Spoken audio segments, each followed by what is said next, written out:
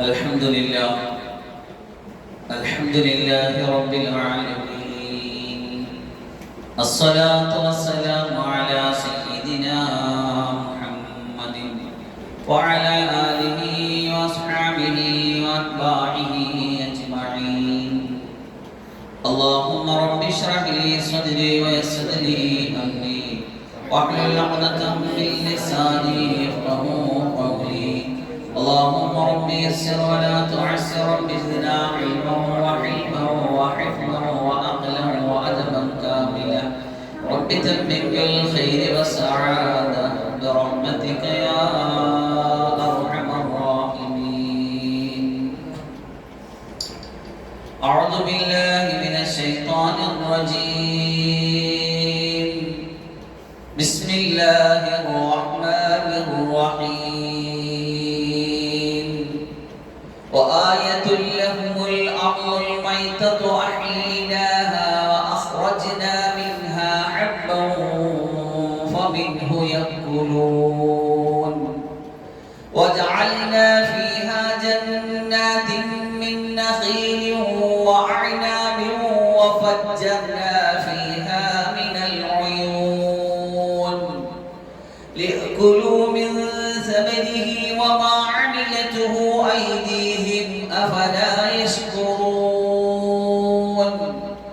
سبحان الذي خلق الأزواج كلها مما تنبت الأرض ومن أنفسهم ومما لا يعلمون.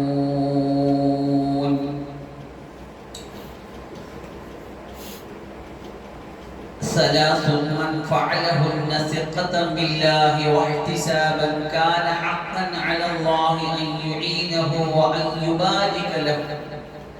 من سعى في فكاك رقبته ومن تزبد ومن أحيا أرضا ميتا. رواه جابر بن عبد الله رضي الله عنه أو كما قال سيدنا رسول الله صلى الله عليه وسلم. بسم الله ما شاء الله لا يسوق الخير إلا الله. بسم الله ما شاء الله لا يصرف السوء إلا الله. بسم الله ما شاء الله ما كان من نعمة فمن الله. بسم الله ما شاء الله لا حول ولا قوة إلا بالله. الله سبحانه وتعالى പരിശുദ്ധവും പരിപാവനവുമായ ഈ ദീനിന്റെ, ഖുർആനിന്റെ, സ്വലാത്തിന്റെ, ദുആയുടെ, ദിക്റിന്റെ, ഈമാനിന്റെ, ഹിദായത്തിന്റെ മജ്ലിസിൽ നമ്മെ കുറച്ചു സമയം ഒരുമിച്ച് ചേർത്തിരുത്തിയതുപോലെ പടച്ചറബ് അവൻ ഇഷ്ടപ്പെട്ടവരൊക്കെ ഒരുപാട് ആദരവുകൾ നൽകി വളരെ സ്നേഹത്തോടെ അണിയിച്ചൊരുക്കിയിരുത്തുന്ന ദിവസം അലിമീങ്ങളോടൊപ്പം, സ്വാലിഹീങ്ങളോടൊപ്പം, ഹാഫിദീങ്ങളോടൊപ്പം അല്ലാഹുവിന്റെ അയാലികൾ എന്ന ഖുർആനിന്റെ അഹ്ലുകാരായി നാളെ സുന്ദരമായ സ്വർഗീയ സോപാനത്തിൽ ഒരുമിച്ചുകൂടാൻ അല്ലാഹു നമ്മെയും നമ്മുടെ ഗുണകാംക്ഷികളെ എല്ലാവരെയും ഉൾപ്പെടുത്തി അനുഗ്രഹിക്കുമാറാകട്ടെ. വളരെ അനുഗ്രഹീതമായ നിമിഷങ്ങളിലാണ് നാം ഇപ്പോൾ ഉള്ളത്. അല്ലാഹുവിന്റെ ദിക്റുകൾ നടക്കുന്ന, അല്ലാഹുവിന്റെ സ്മരണകൾ നടക്കുന്ന, അല്ലാഹുവിനെ കുറിച്ച് പറയുന്ന, ഈമാന്റെ സംസാരം നടക്കുന്ന മജ്ലിസിൽ അല്ലാഹുവിന്റെ മലായികത്തുകൾ വന്ന് അണിയണിയായി ഒന്നിനുമീതെ ഒന്നായിട്ട് നിലനിൽക്കുമെന്ന മജ്ലിസ് വിടുമ്പോൾ നമ്മുടെ പാപങ്ങൾ പൊറുക്കപ്പെട്ടു പോകും. എല്ലാ പാപങ്ങളും പൊറുക്കപ്പെട്ടു പോകാൻ ഈ മജ്ലിസ് അല്ലാഹു സൗഭാഗ്യം തരുമാറാകട്ടെ. അല്ലാഹുവിന്റെ ഖുർആൻ, അല്ലാഹുവിന്റെ അടിയാറുകളിൽ നിന്നുള്ള കുറച്ചു പേര് ഏതെങ്കിലും ഒരു ഭവനത്തിൽ ഒരുമിച്ച് കൂടി അല്ലാഹുവിന്റെ ഖുർആൻ ഓതുകയും കേൾക്കുകയും തമ്മിൽ അന്യോന്യം പഠിക്കുകയും പഠിപ്പിക്കുകയും ചെയ്താൽ അവരെ അല്ലാഹു അവരുടെ മേൽ സക്കീനത്ത് ഇറങ്ങും, അവരുടെ മേൽ റഹ്മത്ത് വന്ന് പൊതിയും, മലായികത്ത് അവരെ പൊതിയും. എത്ര വലിയ റഹ്മത്തിന്റെ, സക്കീനത്തിന്റെ, അടക്കത്തിന്റെ, അച്ചടക്കത്തിന്റെ, ഒതുക്കത്തിന്റെ, മനസ്സമാധാനത്തിന്റെ, മനസ്സുഖത്തിന്റെ, ഐശ്വര്യത്തിന്റെ മജ്ലിസിൽ അല്ലാഹു നമ്മെ കുറച്ചു നേരം ഇരുത്തിയിരിക്കുന്നത്. അല്ലാഹു സുബ്ഹാനഹു നമ്മുടെ ഇരുത്തത്തെ കബൂലാക്കുമാറാകട്ടെ. നമ്മുടെ ഹൃദയങ്ങൾ അല്ലാഹു തുറന്നു തരുമാറാകട്ടെ. അല്ലാഹുവിന്റെ ഖുർആൻ കൊണ്ട് അല്ലാഹു ചിലവരെ ഹിദായത്തിലാക്കും, ചിലരെ അല്ലാഹു തിരിച്ചു നടത്തുകയും ചെയ്യും. അല്ലാഹു ഖുർആനെ മുന്നിൽ വെച്ച് ജീവിക്കുന്ന ഖുർആൻ കാണുവാൻ അല്ലാഹു ഏത് ഹൃദയങ്ങളിൽ വിശാലത കൊടുത്തോ, നൂറ് കൊടുത്തോ, അല്ലാഹുവിന്റെ ഖുർആനിലേക്ക് ആരേക്ക് അല്ലാഹു യഹ്ദില്ലാഹു ലിനൂരിഹി മൻ യശാ, അല്ലാഹുവിന്റെ നൂറിലേക്ക്, അല്ലാഹുവിന്റെ വെളിച്ചത്തിലേക്ക്, അല്ലാഹുവിന്റെ പ്രകാശത്തിലേക്ക് അല്ലാഹു ചിലർക്ക് ഹിദായത്ത് കൊടുക്കും. അങ്ങനെയുള്ളവരെ ഖുർആനെ സ്നേഹിക്കാനും നെഞ്ചിലേറ്റാനും അതിനെ പറയാനും പഠിപ്പിക്കുവാനും അതിനുവേണ്ടി മക്കളെ തയ്യാറാക്കി വിടാനും അങ്ങനെ ഹാഫിളീകളുടെ കുടുംബത്തിൽ ജനിക്കാനും ഹാഫിളീങ്ങളുടെ മക്കളായിട്ടോ ഹാഫിളീങ്ങളുടെ പിതാക്കളായിട്ടോ മാതാക്കളായിട്ടോ ജനിക്കാനും ഒക്കെ സൗഭാഗ്യം കൊടുക്കുന്നത് അല്ലാഹുവിന്റെ ഇഷ്ടത്തിന്റെ, അല്ലാഹുവിന്റെ തിരഞ്ഞെടുപ്പിന്റെ ഭാഗമാണ്. സമ്പത്തും സൗകര്യങ്ങളും അധികാരങ്ങളും സ്വാധീനങ്ങളും ഒന്നും അല്ലാഹു ഇഷ്ടത്തിന്റെ മേൽ കൊടുക്കുന്നതല്ല, അത് പരീക്ഷണത്തിന്റെ മേൽ കൊടുക്കുന്നതാണ്. അല്ലാഹു ഇഷ്ടത്തിന്റെ മേൽ കൊടുത്തതാണ് നമ്മൾ കണ്ടത്. ഇപ്പൊ 3 കുട്ടികൾക്ക് ഇവിടെ ഖുർആൻ വിതരണം ചെയ്തു. എത്ര വലിയ ഭാഗ്യമാണ്. ജീവിതത്തിൽ അല്ലാഹു ഖുർആൻ കൊടുത്തിരിക്കുകയാണ് കുട്ടികളുടെ കയ്യിൽ. ഇത്രയും നാൾ പാടുപെട്ട് അധ്വാനിച്ച് അലിഫും ബാഉം താഉം സാഉം ഒക്കെ പഠിച്ച് അക്ഷരങ്ങളും മഖ്റജുകളൊക്കെ നന്നാക്കി കുറെ നാൾ നിന്ന് കോളേജിന്റെ ചിട്ടവട്ടങ്ങളും ചുറ്റുപാടുകളും പ്രാഥമിക കാര്യങ്ങളൊക്കെ നിർവഹിച്ച് അൽഹംദുലില്ലാഹ് ഖുർആൻ ഏറ്റുവാങ്ങാൻ യോഗ്യരായപ്പോ അല്ലാഹു ബഹുമാനപ്പെട്ട ഉസ്താദ്മാരുടെ കൈകളിലൂടെ അള്ളാഹിന്റെ കലാം ആ കരങ്ങളിലേക്ക് കൊടുത്തിരിക്കുകയാണ്. അത് വാങ്ങിച്ച കരങ്ങൾ പവിത്രമാണ്. അതിനുവേണ്ടി തയ്യാറാക്കി വിട്ട മാതാക്കൾ, പിതാക്കൾ അല്ലാഹു വലിയ ഖൈറുകളും ദർജകളും കൊടുത്ത് അനുഗ്രഹിക്കട്ടെ. നാളൊരു സമയം ഇതുപോലെയുള്ള ഇതിനേക്കാൾ മഹത്തായ മജ്‌ലിസിൽ നമ്മൾ അവരുടെ ഖുർആൻ ഹാഫിളാകൾ വേദിക്ക് നമ്മൾ സാക്ഷിയാക്കും. അപ്പൊ നല്ല ഹാഫിളീകൾക്ക് ജന്മം നൽകാൻ ഭാഗ്യം നൽകിയവർ. അപ്പൊ ഇതൊക്കെ അല്ലാഹു നൽകുന്ന അനുഗ്രഹങ്ങളാണ്. നാട്ടിൽ എത്രയോ ബുദ്ധിമാന്മാരുണ്ട്, എത്രയോ സമർത്ഥന്മാരുണ്ട്. പക്ഷേ അള്ളാന്റെ ഖുർആൻ കേൾക്കാൻ, ഓതാൻ, അത് കയ്യിലെടുക്കാൻ, നെഞ്ചിലേറ്റാൻ അല്ലാഹു വാങ്ങി കൊടുക്കുന്നത് അല്ലാഹു ഇഷ്ടത്തിന്റെ അടയാളമാണ്. അപകർഷതാബോധം ലവലേശ നമുക്ക് ആർക്കാം വിഷയത്തിൽ വന്നു വേണ്ട. അങ്ങനെ ആയില്ലല്ലോ, ഇങ്ങനെയായില്ലല്ലോ എന്ന ചിന്ത വന്നു പോയാൽ അല്ലാഹു വലിയ നിഅമത്ത് നമ്മളിൽ നിന്ന് തിരിച്ചു വാങ്ങും. ഒരിക്കലും അല്ലാഹു നൽകിയ വേഷത്തോട്, ഈ രൂപത്തോട്, ഈ ഭാവത്തോട്, നമുക്ക് അല്ലാഹു നൽകിയ ഈ മഹത്തായ സൗഭാഗ്യത്തോട് ഒരു നിമിഷം പോലും ഒരുപാട് പ്രതിസന്ധികളും വൈദഗ്ധ്യങ്ങളും മുന്നിൽ വന്നാലും ഇല്ല, പിന്നോട്ട് മാറില്ല. മുന്നോട്ട് വെച്ച അല്ലാഹുവിന്റെ ഖുർആൻ ഏറ്റുവാങ്ങിയ ഖുർആന്റെ വഴിയിൽ നടന്ന ഈ കാൽപാദങ്ങളെ ഇനി മറ്റൊരു വഴിയിലേക്ക് തിരിച്ചു നടത്താൻ ഒരിക്കലും ഞാനോ എന്റെ പുത്രനോ തയ്യാറല്ല എന്ന അടിയുറച്ച തീരുമാനം നമ്മൾ എടുക്കണം. ഒരുപാട് വൈദഗ്ധ്യങ്ങൾ വരും, പരീക്ഷണങ്ങൾ വരും. ഇപ്പൊ തന്നെ ഇവിടെ മറ്റൊരു സ്ഥാപനത്തിലേക്ക് വരിക എന്ന് പറയുമ്പോൾ തന്നെ ഒരുപാട് പരീക്ഷണങ്ങൾ അതിജീവിച്ചു കൊണ്ടാണ് വന്നിട്ടുള്ളത്. വന്നത് നിന്നത് ഒക്കെ ചിലപ്പോൾ കുട്ടികളുടെ ഭാഗത്തുനിന്നായിരിക്കും, ചിലപ്പോൾ രക്ഷകർത്താക്കളുടെ ഭാഗത്തുനിന്നായിരിക്കും, ചിലപ്പോൾ ബന്ധുക്കളോ, അങ്ങനെ പലതും, അങ്ങനെ പല പിടിവലികളും തരണം ചെയ്ത് കവച്ചു വെച്ചാണ് ഇന്നിപ്പോ ഖുർആൻ ഏറ്റുവാങ്ങാൻ അതിനൊരു യോഗ്യതയുണ്ട്. അത് ഓതാൻ, അത് ഏറ്റുവാങ്ങാൻ, അതിനെ മാനിക്കാൻ, അതിനെ സ്നേഹിക്കാൻ ഒരു ഭാഗമാകുമ്പോഴേ അള്ളാഹു അത് കൈ കൊടുക്കുന്നത്. അപ്പൊ അതുകൊണ്ട് അള്ളാഹു അത്തരത്തിൽ നമ്മളെയൊക്കെ അനുഗ്രഹിച്ചതിരുമാറാകട്ടെ. അള്ളാഹു നമ്മുടെ മുഖ്രമീങ്ങളിൽ ആദരണീയരിൽ പെടുത്തനുഗ്രഹിക്കട്ടെ. ഇത് ലോകത്തും അള്ളാഹു നമ്മൾ ഒരിക്കലും അള്ളാഹു ഒരാളുടെ മുന്നിൽ ഫദീഹത്താക്കുന്ന, വഷളാക്കുന്ന ഒരവസ്ഥ, തലകുലിക്കുന്ന, തല താഴ്ത്തുന്ന ഒരവസ്ഥ അള്ളാഹു നമുക്ക് ആർക്കും വെക്കാതിരിക്കുമാറാകട്ടെ. ആമീൻ. വിശുദ്ധമായ സൂറത്ത് യാസീൻ സന്തോഷത്തിന്റെ ഓരോ ദിനങ്ങളും നമ്മൾ ആരംഭിക്കുന്ന സന്തോഷത്തിന്റെ സമവാക്യങ്ങൾ പഠിപ്പിക്കുന്ന സൂറത്ത് യാസീൻ. കഴിഞ്ഞ 32ഓളം ആയത്തുകളിൽ നമ്മൾ അതിന്റെ സമവാക്യങ്ങളെ കുറിച്ച് ചിന്തിച്ചും പഠിച്ചും മനസ്സിലാക്കി വന്നു. ഇപ്പോൾ നമ്മൾ ഇന്ന് സംസാരിക്കാൻ പോകുന്നത് 33ാമത്തെ ആയത്താണ്. അതിൽ അല്ലാഹു ഇങ്ങനെയാണ് പറയുന്നത്: ബിസ്മില്ലാഹിർ റഹ്മാനിർ റഹീം വആയതുൽ ലഹുൽ അർദുൽ മൈതതു. അവർക്ക് നിർജീവമായ ഭൂമി ഒരു ദൃഷ്ടാന്തമാണ്. മക്കയിലുള്ള ഖുറൈശികളോടാണ്, ഖുറൈശികളെ പറ്റിയാ പറയുന്നത്. അവർക്ക് ഇതൊരു വലിയ ദൃഷ്ടാന്തമാണ്. അവരൊന്ന് ചിന്തിച്ചു നോക്കട്ടെ. അള്ളാന്റെ ഖുർആനിൽ എവിടെ ആയത്ത് എന്ന് പറയുമ്പോഴും, ആയാത്ത് എന്ന് പറയുമ്പോഴും, ദൃഷ്ടാന്തം എന്ന് പറയുമ്പോഴും എന്തിലേക്കുള്ള സൂചനയാണെന്നറിയുമോ? അത് എന്തിലേക്കുള്ള ചൂണ്ടുപലകയാണെന്നറിയുമോ? അത് അള്ളാഹുവിന്റെ വഹ്ദാനിയത്തിലേക്കും, അള്ളാഹുവിന്റെ ഖുദ്റത്തിലേക്കും, അള്ളാഹുവിന്റെ ഏകത്വത്തിലേക്കും ശക്തിയിലേക്കുമുള്ള സൂചനയാണത്. അങ്ങനെ ഓരോന്നും ഓരോന്നും അള്ളാഹു എണ്ണി എണ്ണി പറഞ്ഞിട്ടുണ്ട്. ആകാശത്തെ പറ്റി, ഭൂമിയെ പറ്റി, നമ്മുടെ സ്വന്തം ദേഹത്തെ പറ്റി, അങ്ങനെ കാണുന്ന അത്ഭുതങ്ങളായ അത്ഭുതങ്ങളെ പടച്ചു വെച്ച തമ്പുരാൻ ഓരോന്നും എണ്ണി എണ്ണി നമ്മളോട് പറഞ്ഞു. എന്താണ്? വസനുരീഹിം ആയാതിനാ ഫിൽ ആഫാഖി വഫി അൻഫുസികും അഫലാ തുബ്സിറൂൻ. ഈ പ്രപഞ്ചത്തിന്റെ ചക്രവാളങ്ങളിലൊക്കെ ഒരുപാട് അത്ഭുതങ്ങളെ, ദൃഷ്ടാന്തങ്ങളെ. എന്താണ് ദൃഷ്ടാന്തം? ആയത്ത് എന്ന് പറഞ്ഞാൽ അടയാളം, തെളിവ്. എന്തിലേക്കുള്ള? അള്ളാഹുവിനെ മനസ്സിലാക്കുവാനുള്ള, അള്ളാഹുവിന്റെ ഖുദ്റത്തിനെയും വഹ്ദാനിയത്തിനെയും തിരിച്ചറിയാനുള്ള ഏകനായ ശക്തനായ സൃഷ്ടാവാണ് ഇതിന്റെ പിന്നിൽ പ്രവർത്തിച്ചു കൊണ്ടിരിക്കുന്നത്. ഒരു പ്രത്യേകമായ നിമിഷത്തിൽ ഇങ്ങനെ സ്വയംഭൂവല്ല ഒന്നും സ്വയമായിട്ടുണ്ടായതല്ല, കൃത്യമായ ഒരു നിശ്ചയത്തിൽ സൃഷ്ടിച്ച് സംവിധാനിച്ച് നിശ്ചയിച്ച് ഡിസൈൻ ചെയ്ത് എന്നിട്ട് കൃത്യമായ പ്ലാനോടുകൂടി ആകാശഭൂമികളെ ഒരു മുൻ പ്ലാൻ ഇല്ലാതെ കൃത്യമായിട്ട് പടച്ചു വെച്ച തമ്പുരാൻ ഓരോന്നിനെ പറ്റിയും പറഞ്ഞു, ഇത് നിങ്ങൾക്ക് ദൃഷ്ടാന്തമാണ്, ഇത് നിങ്ങൾക്ക് അത്ഭുതമാണ്. അലം നജഅലിൽ അർള മിഹാദാ വൽ ജിബാല ഔതാദാ വഖലഖനാകും അസ്വാജാ. അലം നജഅലിൽ അർള മിഹാദാ, ഈ ഭൂമിയെ ഒരു തൊട്ടിൽ പോലെ ആക്കിയില്ലയോ?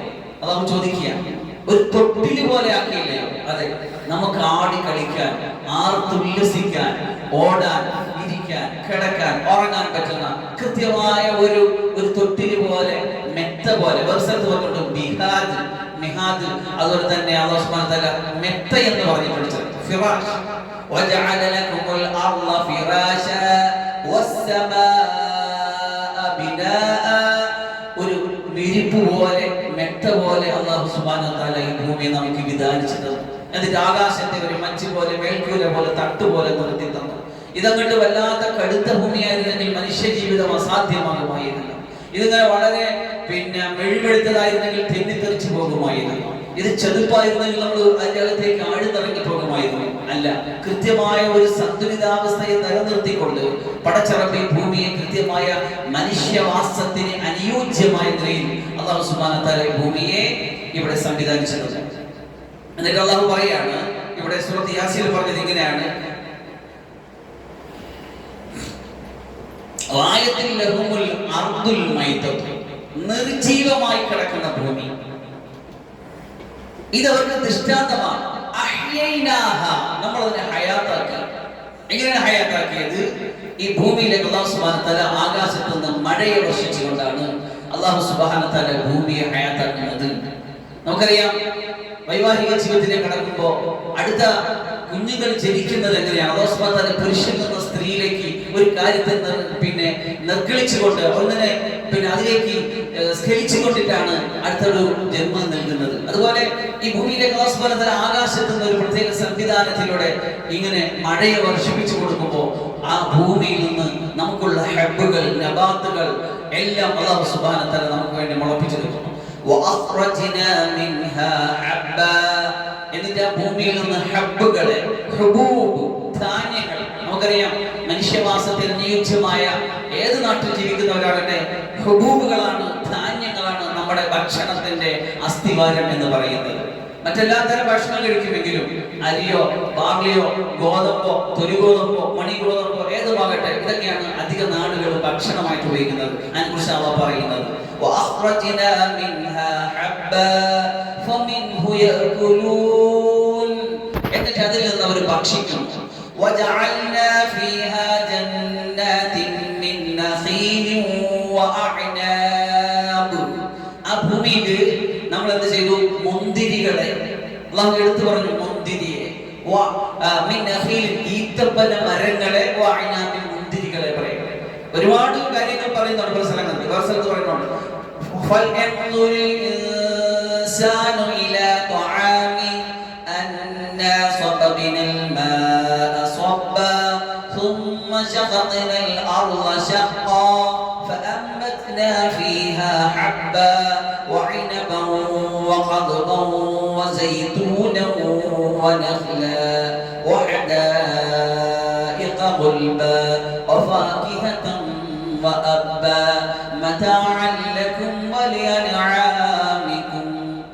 സൂറത്തു അബസയിൽ അല്ലാഹു പറയുന്നു, ഫൽയൻദുരിൽ ഇൻസാനു ഇലാ തആമി. മനുഷ്യൻ അവന്റെ തആമിലേക്ക്, അവൻ കഴിക്കുന്ന ഭക്ഷണത്തിലേക്ക് ഒന്ന് ചിന്തിച്ചു നോക്കട്ടെ. ഒരു ഉരുള ഭക്ഷണം എടുത്ത് തന്റെ വായോട് അടുപ്പിക്കുമ്പോൾ അല്ലാഹു സുബ്ഹാനഹു വ തആല എന്തെല്ലാം കാര്യങ്ങളെ സമന്വയിപ്പിച്ചിട്ടാണ് ഒരു ഉരുള ഭക്ഷണമായിട്ട് നമ്മുടെ കൈകളിൽ എത്തിച്ചതെന്ന് ചിന്തിക്കട്ടെ മനുഷ്യൻ.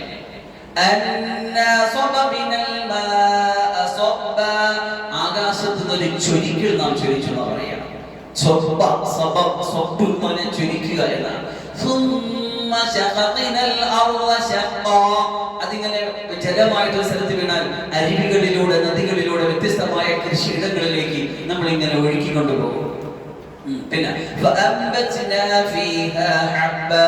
അവിടെ ഹുബൂബുകൾ, വിത്തുകൾ, ധാന്യങ്ങൾ നമ്മൾ മുളപ്പിക്കും. അവിടെ എടുത്തു പറഞ്ഞു മുന്തിരിയും പച്ചക്കറികളും. പിന്നെ റുമാനും ഒലിവും അതുപോലെ തന്നെ ഈത്തപ്പഴവും. ഈ ഈത്തപ്പഴം മുന്തിരിയെ സംബന്ധിച്ചിടത്തോളം നമുക്കറിയാം, ഇമാം റാസി റഹ്മത്തുള്ളാഹി പറയുന്നുണ്ട്, ഭക്ഷണ കാര്യങ്ങളിൽ ഏറ്റവും നല്ലത് എന്ന് പറയുന്നത് ഹലാവത്താണ്, മധുരമാണ്. ഉപ്പും പുളിയും എരിവും ഒക്കെ ഉണ്ടെങ്കിലും അത് ഏറ്റവും ടേസ്റ്റിയായ എന്ന് പറയുന്നത് അതാണ്, അത് പിന്നെ മധുരമാണ്. ഈ രണ്ട് ഫാഖിഹത്തിന്, ഈ രണ്ട് കാര്യങ്ങളെ സംബന്ധിച്ചിടത്തോളം മുന്തിരിയും ഈത്തപ്പഴവും അതിൽ ഇത് രണ്ടും ആവോളം കൊണ്ടെന്ന് മാത്രമല്ല, ഒരേ സമയം ഇത് നമുക്ക് ഭക്ഷണവുമാണ്, ഇത് നമുക്ക് ഫ്രൂട്ട്സിന്റെ സ്ഥാനത്തുമാണ്. മറ്റേത് നമ്മളൊരു ഫ്രൂട്ട്സ് ആയിട്ട് പച്ചക്കറികളായിട്ടോ അല്ലെങ്കിൽ പഴവർഗ്ഗങ്ങളായിട്ടോ കഴിക്കുമ്പോൾ ഈ സാധനത്തിനെ ഭക്ഷണമായിട്ട് കഴിക്കാം. നമുക്കറിയാം, നമ്മൾ പഠിച്ചിട്ടുണ്ട്, ഒരുപാട് മനസ്സിലാക്കിയിട്ടുണ്ട് ഈ ഈത്തപ്പന മരത്തെയും അതിന്റെ പഴങ്ങളെയും സംബന്ധിച്ച്. ഒരു സ്ഥലത്ത് മുന്തിരിയെ പറ്റി പറഞ്ഞപ്പോൾ മറുസ്ഥലത്ത് ഈത്തപ്പഴത്തെ കുറിച്ചല്ല പറഞ്ഞത്, ഈത്തപ്പന മരത്തെ കുറിച്ചാണ് പറഞ്ഞത്. നഖ്ൽ എന്ന് പറഞ്ഞാൽ ഈത്തപ്പനയുടെ മരം എന്നാണ്. നമ്മളെ സംബന്ധിച്ചിടത്തോളം കേരള നിവാസികൾക്ക് കേരവൃക്ഷം തെങ്ങ് എന്ന് പറയുന്നത് പോലെ തെങ്ങ് നമ്മളെ സംബന്ധിച്ചിടത്തോളം നമുക്ക് എല്ലാമാണ് എന്ന് പറഞ്ഞാൽ ഒന്നും കളയാനില്ല. ഒരു തെങ്ങിന്റെ തേങ്ങയാകട്ടെ, ഓലയാകട്ടെ, ഈർക്കിലാകട്ടെ, കൊതുമ്പാകട്ടെ, ചൂട്ടാകട്ടെ, അതിന്റെ വെള്ളക്കാകട്ടെ, അതിന്റെ പൊച്ചങ്ങയാകട്ടെ, അതിന്റെ പിന്നെ തടിയാകട്ടെ, അതിന്റെ എല്ലാം ഫുൾ ഉപയോഗമാണ്. അതുപോലെ അല്ലാഹു സുബ്ഹാനഹു വ തആല അറബിയിലും മറ്റുമൊക്കെ വളരെ സുലഭമായിട്ട് ഉണ്ടാക്കി വെച്ചിരിക്കുന്ന ഒരു കാര്യമാണ് ഈത്തപ്പന മരവും ഈത്തപ്പഴവും എന്ന് പറയുന്നത്. ഒരിക്കൽ റസൂലുള്ളാഹി സ്വല്ലല്ലാഹു അലൈഹി വസല്ലമ ഒരു മനുഷ്യനെ വെച്ച് ചോദിച്ചല്ലോ, ഒരു മരമുണ്ട്, ആർക്ക് പറയാം അതിന്റെ ഉത്തരം? ഒരു മരമുണ്ട്, ആ മരത്തിന്റെ മുഴുവൻ കാര്യങ്ങളും ഉപയോഗമാണ്, അതിനൊന്നും കളയാനില്ല. അബ്ദുല്ലാഹി ഇബ്നു ഉമർ റളിയല്ലാഹു അൻഹു പിന്നെ മജ്ലിസിലുണ്ടായിരുന്നു, ഉമർ റളിയല്ലാഹു അൻഹു മജ്ലിസിലുണ്ടായിരുന്നു. പിന്നെ അത് മറ്റു പലരും മറുപടി പറഞ്ഞു. റസൂലുള്ളാഹി സ്വല്ലല്ലാഹു അലൈഹി വസല്ലം അംഗീകരിച്ചു കൊടുത്തത് ഈത്തപ്പന മരത്തെ കുറിച്ചാണ് പറഞ്ഞത്. അബ്ദുല്ലാഹി ഇബ്നു ഉമർ റളിയല്ലാഹു അൻഹു മറുപടി അറിയാമായിരിക്കും, അത് പറഞ്ഞില്ല. ഉമർ റളിയല്ലാഹു അൻഹു ചോദിച്ചു, എന്തിനാ നീ പറയാത്തത്? നീ പറഞ്ഞിരുന്നെങ്കിൽ എനിക്കതൊരു അഭിമാനമായിരുന്നില്ലേ, എനിക്കൊരു അന്തസ്സാകുമായിരുന്നില്ലേ, റസൂലുള്ളാഹി സ്വല്ലല്ലാഹു അലൈഹി വസല്ലം എനിക്കൊരു അംഗീകാരവും എനിക്കൊരു ആദരവും കിട്ടുമായിരുന്നില്ലേ? അതാണ് മക്കൾ പഠിച്ചിട്ട് അവര് ഖുർആൻ വാങ്ങുമ്പോൾ, അവര് ഹിഫ്ള് ആകുമ്പോൾ, അവര് സനദ് വാങ്ങുമ്പോൾ, ഓരോ വാങ്ങുമ്പോഴും ഓരോ അതിൽ ഏറ്റവും സന്തോഷിക്കുന്നത് അവരുടെ ഗുരുക്കന്മാർക്കപ്പുറം, അവരുടെ സ്ഥാപനങ്ങൾക്കപ്പുറം അവരാക്കി അവര് നമ്മളിലേക്ക് കൊണ്ടുതന്നവർക്ക് ആസ്തിക്കും അവർക്ക് ജന്മം നൽകിയ ഉപ്പയും ഉമ്മയുമാണ് ഏറ്റവും കൂടുതൽ ആനന്ദിക്കുന്നത്. ശരി, അപ്പൊ ഈത്തപ്പഴത്തെ കുറിച്ച് പറയുമ്പോൾ നമുക്കറിയാം ഒരുപാട് അത്ഭുതകരമായ ഒരു ഫലമാണ് ഈത്തപ്പഴം. അതിൻ്റെ അകത്ത് ഒരുപാട്, പ്രത്യേകിച്ച് നോമ്പുകാരൊക്കെ നോമ്പ് കുറിച്ച് കഴിഞ്ഞാൽ പെട്ടെന്ന് അവരുടെ ശരീരത്തിലേക്ക് ഗ്ലൂക്കോസ് കടന്നു ചെന്ന് അവരുടെ ആരോഗ്യ ലെവലിനെ മെച്ചപ്പെടുത്തി ഒരു ആരോഗ്യ അവസ്ഥയിലേക്ക് എത്തിക്കാൻ വേണ്ടി അള്ളാഹു പ്രത്യേക സംവിധാനിച്ച് വെച്ചിരിക്കുന്ന ഒരു പഴമാണെന്ന് തോന്നിപ്പോവും ഈത്തപ്പഴത്തെ സംബന്ധിച്ച്. എത്ര വലിയ അനുഗ്രഹീതമാണ്, എത്ര വലിയ ഗുണകരമാണ്. ശരി, അല്ലാഹു സുബ്ഹാനഹു വ തആല ഖുർആനിൽ എടുത്ത് പറഞ്ഞെടുക്കുകയും ഇതിനെടുത്തെടുത്ത് പറയുന്നുണ്ട്. فأنبتنا فيها حبا وعنبا وقضبا وزيتونا ونخلا وحدائق غلبا നല്ല വിടതൂർന്ന തോട്ടങ്ങൾ, പഴവർഗ്ഗങ്ങൾ, അങ്ങനെ അല്ലാഹു സുബ്ഹാനഹു വ തആല ഓരോന്നും ഈ ഭൂമിയിൽ സംവിധാനിച്ചു വെച്ചു. അതുകൊണ്ട് മനുഷ്യന്റെ കയ്യിൽ കിട്ടുന്ന തആമിനെ എത്ര കരങ്ങളുടെ, എത്ര മനസ്സുകളുടെ, എത്ര യന്ത്രങ്ങളുടെ, എത്ര വാഹനങ്ങളുടെ, എത്ര രാജ്യങ്ങളുടെ അതിർത്തികൾ കടന്നിട്ടെന്നറിയുമോ ഒരുള്ള ഭക്ഷണം നമ്മുടെ മുന്നിൽ വരുന്നത്. അതിലുപയോഗിച്ച അരിയും, അതിലുപയോഗിച്ച കറിയും, അതിലുപയോഗിച്ച മീനും, അതിലുപയോഗിച്ച ചീനിയും, അതിലുപയോഗിച്ച ഓരോന്നും തിരിച്ചാൽ ഏതെങ്കിലുമൊക്കെ ലോകത്ത് ഏതെങ്കിലും മനുഷ്യന്മാരി അവരുടെ ഭൂമികളിൽ നിന്ന് കിളച്ചുണ്ടാക്കി അതിനെ കൊണ്ട് അതിനെ ഹോൾസെയിലെത്തി, അത് റിറ്റെയിലെത്തി, അതിങ്ങനെ നമ്മുടെ കടയിലെത്തി, നമ്മുടെ വീട്ടിലെത്തി, പാചകം ചെയ്ത് നമ്മുടെ മുന്നിൽ പ്ലേറ്റിലെത്തി നമ്മൾ കയ്യിൽ വെച്ചിരിക്കാം. പടച്ചറപ്പിന്റെ കുതിരത്തിനെ കുറിച്ചൊന്ന് ആലോചിച്ചു നോക്കി, എത്ര വലിയ അവനാ പടച്ചറ. അല്ലാഹു അക്ബർ. ശരി, അപ്പൊ ഇവിടെ പറയുകയാണ്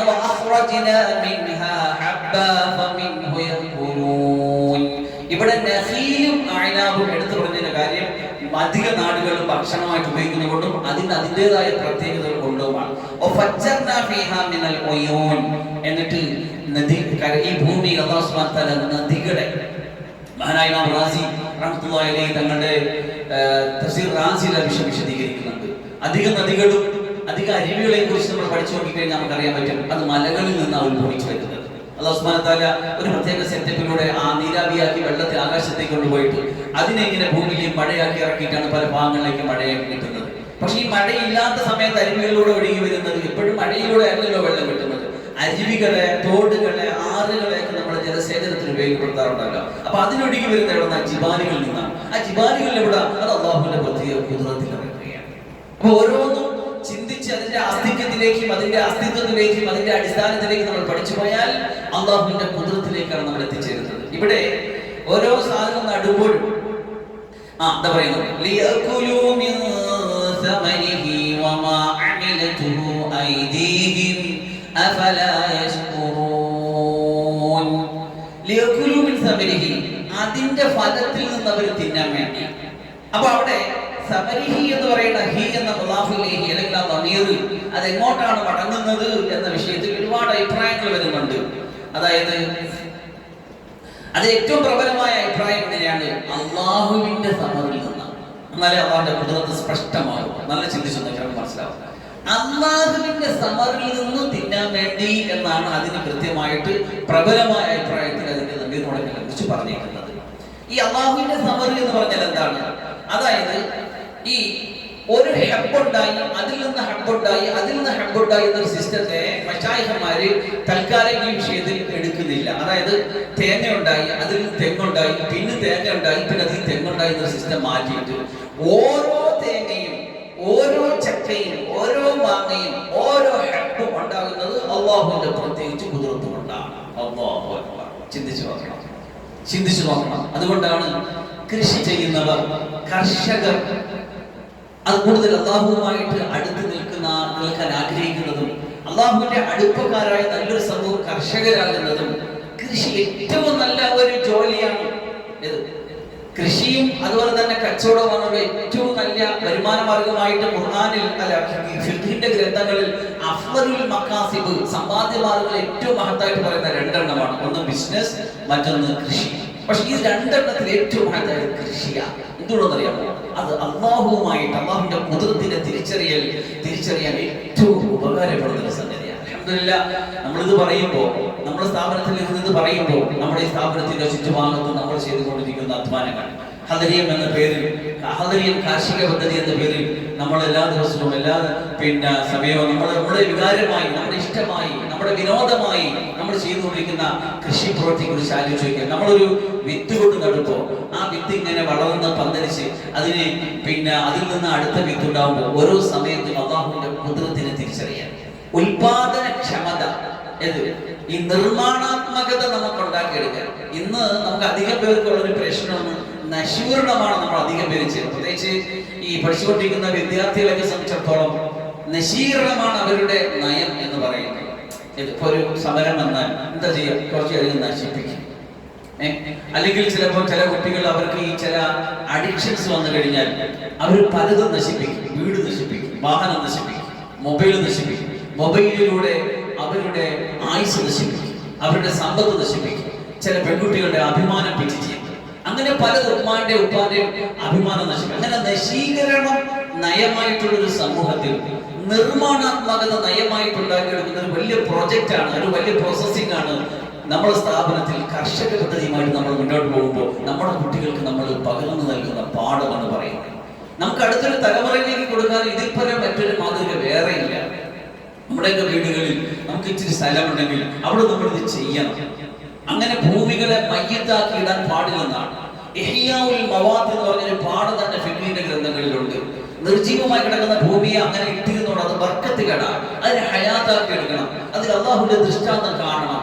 അത് അള്ളാഹുവിന്റെ സഹായം ചോദിച്ചു വാങ്ങി എടുക്കണം. എന്നിട്ട് അതിൽ നിന്ന് ഭക്ഷിക്കണം. എന്നിട്ട് അള്ളാഹുവിന് ശുക്ർ ചെയ്യണം. അള്ളാഹു പറയും വമാ അമിലതുഹു ഐദീഹിം അഫലാ യശ്കുറൂൻ. അല്ലാഹു സുബ്ഹാനഹു വ തആല പറയാണ്, അള്ളാഹുവിന്റെ സമറിൽ നിന്ന്, അള്ളാഹുവിന്റെ ഫലത്തിൽ നിന്ന്, അള്ളാഹുവിന്റെ ഹുബൂബുകളിൽ നിന്ന്, ധാന്യങ്ങളിൽ നിന്ന്, ഫ്രൂട്ട്സിൽ നിന്ന്, വെജിറ്റബിൾസിൽ നിന്ന് അള്ളാഹു നിർമ്മിച്ചു നൽകിയ ഓരോന്നിൽ നിന്നും കഴിച്ചിട്ട് എന്നിട്ട് പറയണം വമാ അമിലതുഹു ഐദീഹിം. അവിടെ പല അഭിപ്രായങ്ങളുണ്ട്. ഒരഭിപ്രായം ഇങ്ങനെയാണ്, അത് അവരുടെ കരങ്ങൾ ഉണ്ടാക്കിയതല്ല. അങ്ങനെയുണ്ട് ചില മനുഷ്യന്മാർ, ഇത് ഞാൻ ഉണ്ടാക്കിയ ചീനിയ, ഇത് ഞാൻ ഉണ്ടാക്കിയ തേങ്ങയാ, ഇത് ഞാൻ ഇഷ്ടപ്പെട്ടുണ്ടാക്കിയതാണ്. അല്ല അല്ല, അതാണ് ഞാൻ നേരത്തെ സൂചിപ്പിച്ചത്. ഓരോന്നിനും ഒരേ സമയം. വിള കിട്ടാം, വിള കിട്ടാതിരിക്കാം. വിള കിട്ടിയത് അല്ലാഹുവിന്റെ ഫദ്ല് കൊണ്ട്, ഔദാര്യം കൊണ്ടാണ്. വിള കിട്ടിയില്ലെങ്കിൽ അല്ലാഹുവിന്റെ അദ്ലാണ് എന്നാണ് നമ്മൾ മനസ്സിലാക്കുന്നത്. ശരി, അല്ലാഹുവിന്റെ തീരുമാനപ്രകാരമാണ് ഓരോ നിഅമത്തും നമ്മളിലേക്ക് എത്തിക്കുന്നത്. ഞാനിപ്പോ സംസാരിച്ചുകൊണ്ടിരിക്കുമ്പോൾ എന്റെ സംസാരം, എന്റെ തലച്ചോറിൽ, എന്റെ മൈൻഡിൽ, എന്റെ നാവിൽ ഇത് ശബ്ദതരംഗങ്ങളായി നിങ്ങളിലേക്ക് വരുമ്പോ ഈ നിമിഷവും അല്ലാഹുവിന്റെ ഖുദ്റത്ത് എന്നിലേക്ക് പ്രവഹിച്ചുകൊണ്ടിരിക്കുകയാണ്. നിങ്ങളുടെ ശരീരത്തിലേക്ക് അല്ലാഹുവിന്റെ ഖുദ്റത്ത് നിഅമത്തും അനുനിമിഷം കോടാനുകോടി നിഅമത്ത് നിങ്ങൾ അനുഭവിച്ചുകൊണ്ടിരിക്കുന്നത് കൊണ്ടാണ് എന്റെ ശബ്ദം കേൾക്കുന്നത്, അതിനെ തിരിച്ചറിയുന്നത്, അതിനെ അനലൈസ് ചെയ്യുന്നത്, അതിനെ അപഗ്രഥിക്കുന്നത്, അതിനെ മെമ്മറൈസ് ചെയ്യുന്നത്, അതിനെ മനസ്സിലാക്കുന്നത് ഒക്കെ. അപ്പൊ ഓരോ നിമിഷവും നമ്മൾ അല്ലാഹുവിന്റെ ഖുദ്റത്തിനെ, നിഅമത്തിനെ അനുഭവിച്ചുകൊണ്ടിരിക്കുകയാണ്. എന്നിട്ട് അത് അവരുടെ കരങ്ങൾ ഉണ്ടാക്കിയതല്ല, പിന്നെ അല്ലാഹുവിന്റെ ഖുദ്റത്താണത്, അല്ലാഹുവിന്റെ കരങ്ങൾ. അല്ലാഹുവാണ് നമുക്ക് ഓരോ നിഅമത്തും ഓരോ നിമിഷവും തന്നുകൊണ്ടിരിക്കുന്നത്. ഒരു നിമിഷം പോലും അല്ലാഹുവിന്റെ നിഅമത്തിൽ നിന്ന്, ഖുദ്റത്തിൽ നിന്ന്, റഹ്മത്തിൽ നിന്ന് നമുക്ക് മാറി നിന്നൊരു ജീവിതം നമുക്ക് ഒരിക്കലും ഇല്ല. ഒരഭിപ്രായം. മറ്റൊരഭിപ്രായം, അല്ലാഹു നൽകിയ പ്രകൃതിപരമായ ഭക്ഷണങ്ങൾ, ഫ്രൂട്ട്സ്, വെജിറ്റബിൾസ്, അതുപോലെ തന്നെ മറ്റ് നട്ട്സ്, ഇതൊക്കെ നമ്മൾ കഴിക്കുന്നതോടൊപ്പം തന്നെ അവരുടെ കൈകൾ കൊണ്ടുണ്ടാക്കിയ ഭക്ഷണവും അവർ കഴിച്ചു കൊള്ളട്ടെ എന്ന് പറഞ്ഞാൽ നമ്മൾ വീട്ടിൽ പാചകം ചെയ്യുന്ന മറ്റു ഫുഡ്സുകൾ, ഹാൻഡ് മേക്കിംഗ് ഫുഡ്സ് ആയിട്ട് ഏത് ഭക്ഷണങ്ങൾ നമ്മൾ കൈകൊണ്ട് ഉണ്ടാക്കിയെടുക്കുന്നുവോ അതിനെയൊക്കെ ചേർത്ത് വെച്ച് വിഭവങ്ങളാക്കി നമ്മൾ ഉണ്ടാക്കിയെടുക്കുന്നു, അതൊക്കെയും അതിൽ നിന്ന് കഴിക്കട്ടെ. അവര് നന്ദി ചെയ്യുന്നില്ലയോ എന്നാണ് പറയുന്നത്. നമ്മളൊക്കെയും ഒരുപാട് പിന്നിലേക്ക് പോകുന്ന, നമ്മൾ വലിയ പ്രാധാന്യം കൊടുക്കാത്ത ഒരു സംഗതിയാണ് അല്ലാഹുവിന്റെ നിഅമത്ത് ആസ്വദിക്കും, പക്ഷെ ശുക്രിയില്ല. അത് ഭക്ഷണമാകട്ടെ, വെള്ളമാകട്ടെ, എന്തുമാകട്ടെ, 1000 നിഅമത്തുകൾ ഒരു ദിവസം ആസ്വദിച്ചാലും ഒരു ദിവസത്തിന്റെ ഒരു നിമിഷത്തിലെങ്കിലും പടച്ചറപ്പിന്റെ നിഅമത്തിന്റെ വലിപ്പം മനസ്സിലാക്കുന്ന ശുക്ർ ചെയ്യാൻ നമ്മൾ തയ്യാറാകുന്നില്ല. നമ്മളിപ്പോ ഈ ഫാനിന്റെ കാറ്റുകൾ നമ്മുടെ ശരീരത്തിൽ അടിച്ചുപിടിക്കുമ്പോൾ നല്ലൊരു കൂളിംഗ് നമുക്ക് അനുഭവപ്പെടുന്നു. തീർച്ചയായിട്ടും ഈ ഒരു നിഅമത്തിനെ സംബന്ധിച്ച് നമ്മളോട് ചോദ്യം ചെയ്യപ്പെടും. ഞാൻ പല പ്രാവശ്യം മജ്‌ലിസിൽ പറഞ്ഞ സംഭവം അറിയാം. അതുപോലെ റസൂലുള്ളാഹി സ്വല്ലല്ലാഹു അലൈഹി വസല്ലം തങ്ങൾ വിശന്നിട്ട് വീട്ടിൽ നിന്ന് ഇറങ്ങി, അബൂബക്കർ ഉമർ റളിയല്ലാഹു അൻഹുമാ വിശന്നിട്ട് വീട്ടിൽ നിന്ന് ഇറങ്ങി, എന്നിട്ട് ഒരു സഹാബിയുടെ വീട്ടിൽ പോയി ഭക്ഷണം കിട്ടി. അപ്പോൾ കഴിച്ചു പറഞ്ഞു, 2-3 ദിവസമായിട്ട് അടുപ്പ് പോയിട്ട് വിശന്നിരുന്നിട്ട് കഷ്ടപ്പെട്ടിട്ട് ഇറങ്ങി ചെന്ന് ഭക്ഷണം കിട്ടിയപ്പോ അൽഹംദുലില്ലാഹി അല്ലദീ ഹുവ അശ്ബാനാ വഅർവാനാ വഅൻഅമ അലൈനാ വഅഫ്ദല എന്ന് പറയും. ഇല്ലെങ്കിൽ ഇതിന്റെ പേരിൽ വിചാരണ കേറേണ്ടി. ഒരു ദിവസം നമ്മൾ എത്രയാണ് കഴിക്കുന്നത്, എത്ര പ്രാവശ്യമാണ് കഴിക്കുന്നത്? വിശപ്പല്ലല്ലോ നമ്മുടെ ഭക്ഷണത്തിന്റെ കാര്യം തീരുമാനിക്കുന്നത്. നമ്മുടെ ശൈലികളും നമ്മുടെ ടൈം വരും കഴിക്കും, ഫംഗ്ഷൻ വരും കഴിക്കും, മുമ്പിൽ വരും കഴിക്കും. ഈ കഴിപ്പാണ് നമ്മുടെ രോഗികളാക്കിയത്. ഇത് ഒന്ന് കിടക്കുന്ന ദഹിച്ചു പോകുന്നതിന് അടുത്തത് കടത്തി വിടും. അപ്പൊ നമ്മുടെ രോഗികളായിട്ട് മാറും. ലൈഫ് സ്റ്റൈൽ ഡിസീസ് നമ്മൾ പേരും പറയും. അപ്പൊ അതുകൊണ്ട് ഞാൻ പറഞ്ഞു വന്നത്, അല്ലാഹുവിന്റെ നിഅമത്താണ് ഭക്ഷണം. അത് ഒരു തുള്ളി വെള്ളമാകട്ടെ, ഒരു ധാന്യ ഭക്ഷണമാകട്ടെ, എത്ര വലിയ അധ്വാനത്തിന്റെ പിന്നിലാണ് നമ്മുടെ മുന്നിൽ കിട്ടിയത്.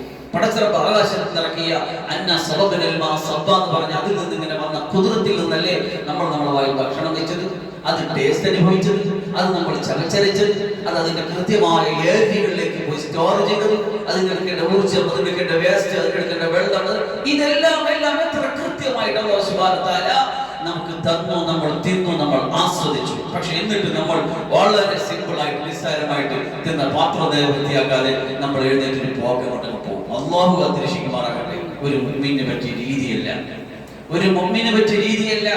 അല്ലാഹു സുബ്ഹാനഹു വ തആല കുലു വശ്റബു വലാ തുസ്രിഫു പടച്ചറപ്പ് ഖുർആനിൽ വളരെ ശക്തമായി താക്കീതായിട്ട് പറഞ്ഞു, തിന്നു നിങ്ങൾ, കുടിക്കൂ നിങ്ങൾ, അമിതം കാണിക്കരുത്.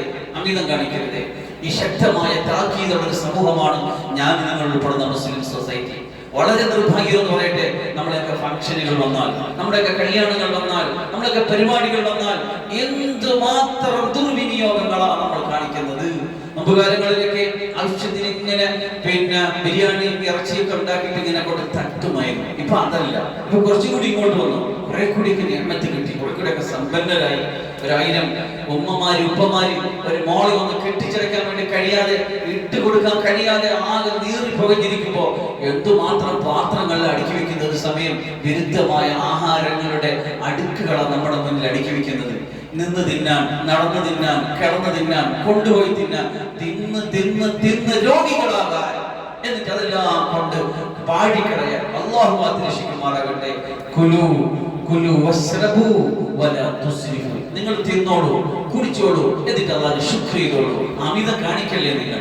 ഇതിൽ ഏറ്റവും കൂടുതൽ അമിതം കാണിക്കുന്നത് ഈ സമുദായത്തിന്റെ മക്കളാണ്. ഈ സമുദായത്തിന്റെ മക്കളാണ് ഏറ്റവും കൂടുതൽ ഫംഗ്ഷൻ. ഇത്രയും ഈ ഒരു പ്രകൃതി വിരുദ്ധമായ, ആരോഗ്യ വിരുദ്ധമായ, സാമൂഹ്യ വിരുദ്ധമായ ഈ ഒരു അസമത്വകരമായ ഭക്ഷണ സംവിധാനത്തിന് ഏറ്റവും കൂടുതൽ നേതൃത്വം കൊടുക്കുന്ന നമ്മുടെ സമുദായമാണ്. നമ്മൾ ഇരിക്കുന്നവരെങ്കിലും ഒന്ന് കേൾക്കി മനസ്സിലാക്കി, നമ്മുടെ ബന്ധങ്ങളിൽ വരുമ്പോൾ നല്ല ഭക്ഷണം ഉണ്ടാക്കി അതിഥികൾക്ക് കൊടുക്കണം. അവർ കഴിക്കട്ടെ, അവർ ഇരുന്ന് റാഹത്തായിട്ട് കഴിക്കട്ടെ, അവർ അന്തസ്സായിട്ട് കഴിക്കട്ടെ. പിന്നെ ഈ യാചകന്മാർ പോകുമ്പോൾ പാത്രവുമായിട്ട് മറ്റൊരുത്തന്റെ അടുക്കലേക്ക് യാചിക്കാൻ പോകാതെ അവനിരിക്കുന്ന സ്ഥലത്ത് കൊണ്ട് ആവശ്യത്തിന് ഇട്ട് കൊടുത്ത് കഴിച്ച് കൈ കഴുകി പാത്രവും വൃത്തിയാക്കി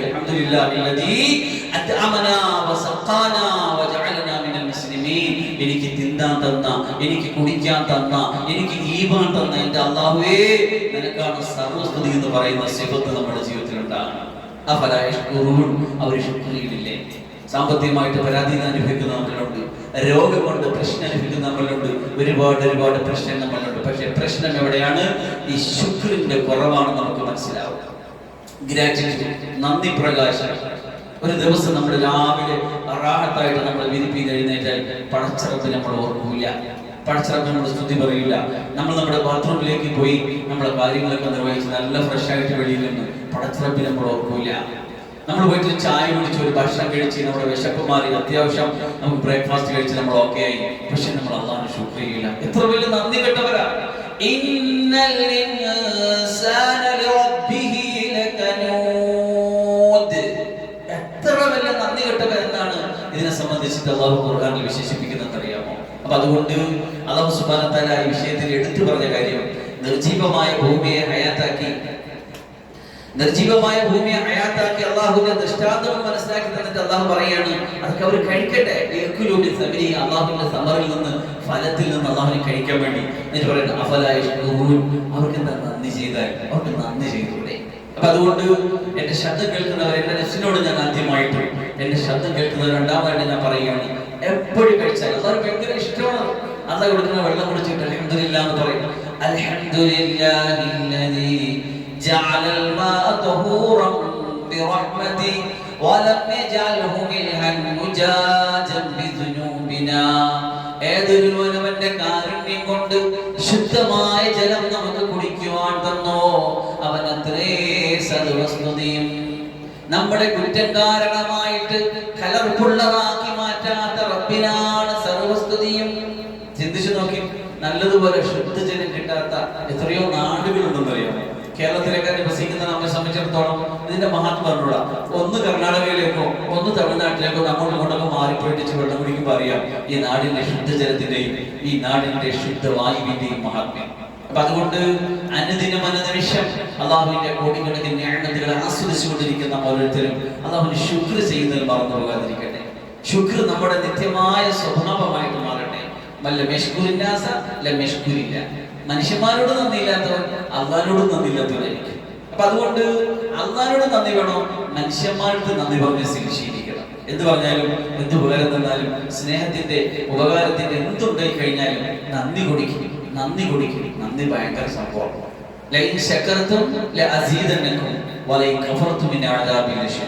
നിങ്ങൾ നന്ദി ചെയ്താൽ നമ്മൾ കൂട്ടിത്തരും, വർദ്ധിപ്പിച്ചു തരും. നിങ്ങൾ നന്ദി കേടാണ് കാണിക്കുന്നതെങ്കിൽ എന്ത് സംഭവിക്കും? എന്റെ ശിക്ഷ കഠിനമാണ് അല്ലാഹു പറഞ്ഞു. അപ്പൊ അതുകൊണ്ട് അല്ലാഹു സുബ്ഹാനഹു വ തആല കാര്യങ്ങൾ കൂടുതൽ മനസ്സിലാക്കിയ അനുസരിച്ച് അമൽ ചെയ്യാൻ, കാര്യങ്ങൾ കേൾക്കുകയും മനസ്സിലാക്കുകയും അമൽ ചെയ്യുകയും ചെയ്ത കാര്യങ്ങൾ ഉമ്മത്തിന് എത്തിച്ചു കൊടുക്കാൻ അല്ലാഹു നമുക്ക് വലിയ സൗഭാഗ്യം നൽകി അനുഗ്രഹിക്കുമാറാകട്ടെ. ഖുർആനിനോടുള്ള, ഇൽമിനോടുള്ള നമ്മുടെ ഹക്കുകൾ, കടമകൾ മൂന്നെണ്ണമാണ്. ഒന്ന്, ശ്രദ്ധിച്ച് കേൾക്കുക. രണ്ട്, അതിനെ കൊണ്ട് അമൽ ചെയ്യുക. മൂന്നാമത്, അടുത്തൊരാൾക്കെങ്കിലും അത് പറഞ്ഞു കൊടുക്കുക. ആ ഒരു സിഫത്ത് നമ്മളിലേക്ക് ഉണ്ടാകണം. അല്ലാഹു സുബ്ഹാനഹു വ തആല അല്ലാഹുവിന്റെ ഖുർആൻ കൂടുതൽ കേൾക്കാൻ, പഠിക്കാൻ, മനസ്സിലാക്കാൻ തൗഫീഖ് തരട്ടെ. വആഖിറു ദഅവാനാ അൽഹംദുലില്ലാഹി റബ്ബിൽ ആലമീൻ. അസ്സലാമു അലൈക്കും വറഹ്മത്തുള്ളാഹി വബറകാതുഹു.